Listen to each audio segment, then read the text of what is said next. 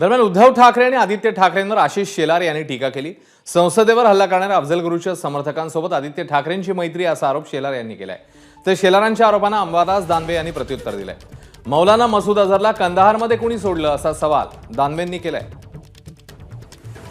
दिल्लीच्या एका विद्यापीठामध्ये काही विद्यार्थ्यांनी घोषणा दिल्या, अफजल तेरे कातिल जिंदा है, हम शर्मिंदा है।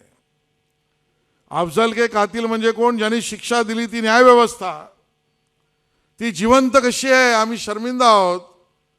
भारत तेरे तुकडे होंगे 50,000 इंशाल्लाह इंशाल्लाह।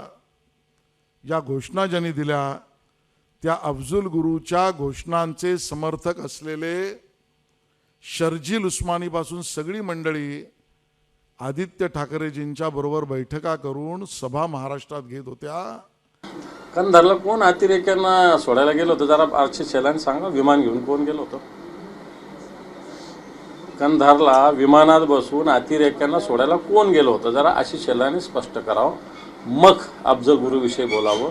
अफजल गुरु आत्ताही बोलतो, तिकडून बोलतो। तुम्ही तर सांगितलं होतं आम्ही दाऊदच्या मुसक्या बांधू, असं करू, यू करू, तू करू। आता का करत नाही?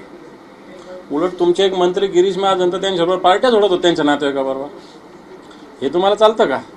इक्बाल मिर्ची बरोबर प्रफुल्ल पटेलचे संबंध आहे। तुम्हीच ईडीने आता त्या तिथं ऑफिस आहे ज्या बिल्डिंगमध्ये प्रफुल्ल पटेल राहतात, ईडीने जप्त केलेलं आहे। इक्बाल मिर्चीकडून व्यवहार केलेला प्रफुल्ल पटेल यांनी सुस्पष्ट आहे, रेकॉर्डवर आहे।